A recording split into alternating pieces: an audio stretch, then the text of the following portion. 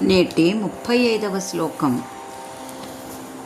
భిన్నం భాసారుణస్య క్వచిదభినవయా విద్రుమాణాం త్విషేవ త్వంగన్నక్షత్రరత్నజ్యుతినికరకరాళాంతరాళం క్వచిచ్చ నాంతర్నిశేష కృష్ణశ్రియముదధిమివ ధ్వాంతరాశిం పిబన్ స్థాత్ దౌర్వః పూర్వోऽప్యపూర్వోऽగ్నిరివ భవదఘ ప్లుష్టయే అర్కావభాసః.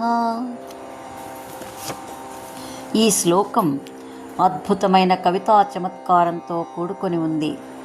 భిన్నం అనే పదాన్ని ప్రారంభంలో ప్రయోగించినప్పటికీ ఆ పదం శ్లోకమంతటా సమన్వయించబడుతుంది.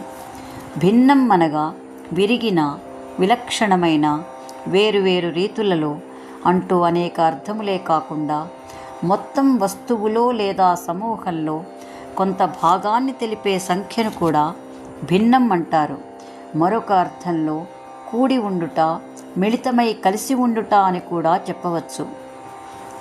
చీకటిని సముద్రంతో పోల్చటమే కాకుండా ఆ సముద్ర లక్షణాలన్నీ సూర్యకాంతిలో కూడా మిళితమై ఉన్నాయని అద్భుతంగా వర్ణించాడు మయూర మహాకవి. సముద్రుని లక్షణాలు ఏమిటంటే, సముద్రం ఉన్న చోటనే స్థిరంగా ఉండి కేవలం తరంగాల రూపంలో కదులుతుందే కానీ తాను ఎక్కడికి ప్రవహించదు. అదేవిధంగా సూర్యుడు కూడా స్థిరంగా ఉండి కేవలం కాంతి మాత్రమే భూమిని చేరుతుంది. సముద్రంలో ఎర్రని కాంతులతో ప్రకాశించే పగడపు దిబ్బలు ఉంటాయి. సముద్ర మధ్యంలో లోతైన ప్రాంతం నీలిరంగులో ఇంద్రనీలమణి వలె ప్రకాశిస్తూ నీటి కదలిక ఎత్తుపల్లాలుగా గోచరిస్తుంది. సముద్రానికి రత్నాకరము అని పేరు. విలువైన రత్నరాశులు సముద్ర గర్భంలోనే దొరుకుతాయి.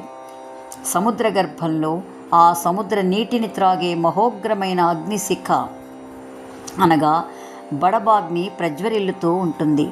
ఈ సముద్ర లక్షణాలన్నింటినీ క్వచిత్, ఒక్కొక్కసారి, క్వచిచ్చ, ఒక్కొక్క చోట ఒక్కొక్క విధంగా ఆ సూర్యకాంతి ప్రతిఫలింపజేస్తున్నట్లుగా పూర్వోప్యపూర్వో అంటూ విరోధాభాసాలంకారంలో అద్భుతంగా వర్ణించాడు మయూర మహాకవి. భిన్నం భాసారుణస్య క్వచిదభినవయా విద్రుమాణాం త్విషేవ. క్వచిత్ అంధకారం అనే ఆ సముద్రంలో ఒక్కొక్క చోట అరుణస్య ఊరువులు లేని అనూరునికి అనగా సూర్యుని రథసారథికి అరుణుడు అనే పేరు కూడా ఉన్నది. అతను ఎర్రని కాంతితో ప్రకాశిస్తూ ఉంటాడు. అరుణస్య ఆ అరుణుని యొక్క అభినవయ సరికొత్తదైన నూతనమైన భాష ఎర్రని కాంతితో భిన్నం విలక్షణమైన రీతిలో కలిసినట్లుగా విద్రుమాణం పగడపు తీగల యొక్క త్రిషా ప్లస్ ఏవా పగడపు కాంతితో మిళితమై ఆ సూర్యకాంతి ప్రకాశిస్తోంది. కేవలం విద్రుమ వర్ణాన్ని ప్రస్తావించటంలోని అంతరార్థం ఏమిటంటే, పగడపు దిబ్బలు జీవించటానికి వెచ్చని నీరు మరియు ఎక్కువగా సూర్యకాంతిపైనే ఆధారపడతాయి. ఇవి ఉష్ణమండల జలాల్లో నిస్సార లోతుల వద్ద మాత్రమే గోచరిస్తాయి. క్వచిత్ ఒక్కొక్క చోట ఆ సూర్యకాంతి పగడపు దిబ్బల మీద ప్రతిఫలించటం వలన ఆ అరుణకాంతి విద్రుమ వర్ణంలో భాసిస్తున్నది అని అర్థం. త్వంగన్నక్షత్రరత్నజ్యుతినికరకరాళాంతరాళం క్వచిచ్చ. క్వచిచ్చ ఒక్కొక్కసారి లేదా ఒక్కొక్క చోట, అంతరాళం మధ్య భాగంలో అనగా సూర్యోదయ సమయంలో ఇంకా మధ్యలో చీకటి మిగిలే ఉంటుంది. ఆ మధ్య భాగంలో కరాళ ఎత్తుపల్లములుగా గోచరిస్తూ త్వంగత్ కదులుతున్న సముద్ర జలాల వలె ఎత్తుపల్లములుగా ఉన్న ఆ చీకటి సముద్రంపై నక్షత్రముల యొక్క రత్నజ్యుతి రత్నకాంతుల వలె నక్షత్రకాంతితో మిళితమై మిలమిలలాడుతున్నట్లుగా ఆ సూర్యకాంతి ప్రకాశిస్తోంది. మరొక అంతరార్థం ఏమిటంటే, సముద్ర మధ్య భాగం లోతులలోనే రత్నములు రాసులుగా ఉంటాయి. ఆ రత్నరాసుల కాంతులు నక్షత్ర కాంతులతో మిళితమైనట్లుగా అరుణకాంతి అద్భుతంగా ప్రకాశిస్తోంది. తరువాత 2 శ్లోకములను కలిపి భావన చేస్తే నాంతర్నిశేష కృష్ణశ్రియముదధిమివ ధ్వాంతరాశిం పిబన్ స్థాత్ దౌర్వహ పూర్వోప్యపూర్వోగ్నిరివ భవదఘ పృష్టయే అర్కావభాసః. అంతః మధ్యభాగంలో కృష్ణశ్రియం నల్లని కాంతి, నిశ్శేష లేని విధంగా క్రమంగా అరుణకాంతి, నహ చీకటి లేకుండా పారద్రోలుతున్నది అని అర్థం. మరొక భావంలో ఆ నల్లని కాంతి మీద అరుణవర్ణం ప్రకాశించి ఇంద్రనీలమణి వలె ఆ కృష్ణస్వామిని జ్ఞప్తికి తెస్తున్నదని కూడా భావన చేయవచ్చు. మరొక్క చోట ఉదధిం, ఉదకము అనగా నీటికి, ధి నిలయమైనది, సముద్రము సాగరము అని అర్థం. ఇవ సముద్రము వలె ఉన్న ధ్వాంతరాశిం, చీకటి సమూహమనడి ఆ సముద్ర జలాలను లేదా ఆ ధ్వాంతరాశిని, పిబన్ త్రాగుతున్నా లేదా కబళిస్తున్నటువంటి ఔర్వాగ్ని, ఔర్వానలము అనగా బడబాగ్ని అని అర్థం. సముద్ర జలాలను త్రాగుతున్న బడబాగ్ని వలె ఆ అరుణకాంతి చీకటి సముద్రాన్ని మృంగివేస్తున్నది అని చెప్పవచ్చు. ఔర్వహ అని ప్రయోగించటంలోని అంతరార్థం ఏమిటంటే, ఔర్వుడు భృగువంశంలో జన్మించిన మహర్షి. చవన మహర్షి తనయుడైన అప్రవాణుడు రుచిల తనయుడుగా చెప్పబడుతున్నాడు. హైహయ వంశరాజు అయిన కృతవీర్యుని దానధర్మాలతో కోశాగారం ఖాళీ అయింది. అతని మరణం తరువాత ఆయన పుత్రుడు కార్తవీర్యార్జునుడు, ఆయన తనయులు ఆ కోశాగారం ఖాళీ అవ్వటానికి కారణం బ్రాహ్మణులనే కోపంతో, అపోహతో భృగువంశీయులను హింసించటం మొదలుపెట్టారు. అప్రవాణుని భార్య అయిన రుచి నిండు గర్భంతో భయంతో పారిపోయింది. ఆ భయంతో ఆమెకి ప్రసవమై మగబిడ్డ జన్మించాడు. అప్పుడే పుట్టిన తన బిడ్డని కూడా చంపివేస్తారేమోననే భయంతో ఆమె తన బిడ్డని ఊరువులలో దాచుకోవడంతో ఔర్వుడు అనే పేరు వచ్చింది. ఔర్వుడు పుట్టగానే తన తేజస్సుతో శత్రువులను అంధులను చేశాడు. 7 సంవత్సరముల ప్రాయంలోనే క్షత్రియుల వలన తన భృగువంశ పూర్వీకులు అనేక మంది మరణించారనే కోపంతో వారిపై పగ తీర్చుకోవాలని తపస్సు ప్రారంభించగా ఔర్యుని తపోశక్తి అనలంగా మారింది. అంతట పితృదేవతలు ఆయనను శాంతింపజేసి అగ్నిగా మారిన ఆ తపోశక్తిని సముద్రంలో విడిచిపెట్టునట్లుగా చేశారు.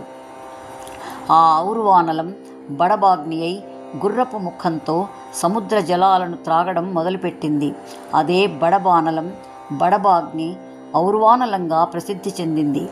అనూరుని అరుణకాంతితో మిళితమై ప్రకాశించే ఆ సూర్యకాంతి చివరికి ఔర్వానలం వలె ప్రకాశిస్తోందని చెప్పడం మయూరుని కవితా చాతుర్యానికి మచ్చుతునక.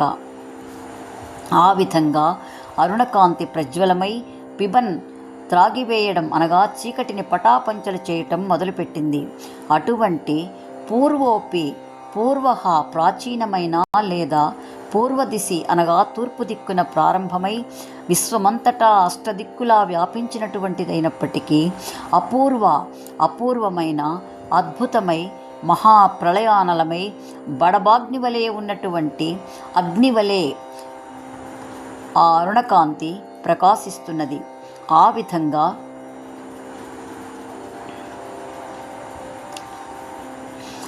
అర్క బడబాగ్ని వలె ఉన్న ఆ సూర్యుని యొక్క అవభాస అనగా ఒకచోట విద్రుమ వర్ణంలో, మరొక చోట రత్నకాంతుల వలె, ఇంద్రనీలమణి వలె, బడబాగ్ని వలె ప్రకాశించే ఆ సూర్యకాంతి భవత్ మీ యొక్క అఘ పాపం సమూహములన్నింటినీ ప్లుష్ట దగ్ధం చేయుటలో ఏవా ఆ సూర్యకాంతి ఒక్కటే స్థాత్ సమర్థవంతమగుగాక అని ఆకాంక్షిస్తున్నాడు మయూరుడు.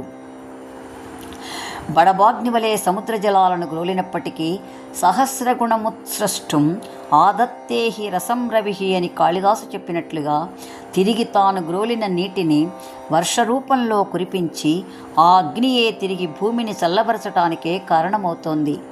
అంతేకాదు పూర్వమప్యపూర్వం అంటూ విరోధాభాసాలంకారంతో మొత్తం ఆ చీకటి సముద్ర రాశిలో ఒకచోట విద్రుమకాంతులతో, మరొక చోట రత్నకాంతుల వలె, మరొక చోట కృష్ణశ్రియం నల్లని కాంతి మీద ప్రతిఫలించిన ఇంద్రనీల ప్రకాశంతోనూ, మరొక చోట బడబాగ్ని వలె ప్రకాశించే ఆ అరుణకాంతి అంధకారంలో కూడా వెలుగులను విరజిమ్ముతూ ప్రాచీనమైనదైనప్పటికీ అపూర్వమైన రీతిలో ప్రకాశిస్తూ అరుణుని కాంతితో మిళితమైన ఆ అర్క తేజస్సు మీ పాప సమూహములన్నింటినీ భస్మీపటలము చేయుగాక అని ఆకాంక్షిస్తున్నాడు మయూర మహాకవి.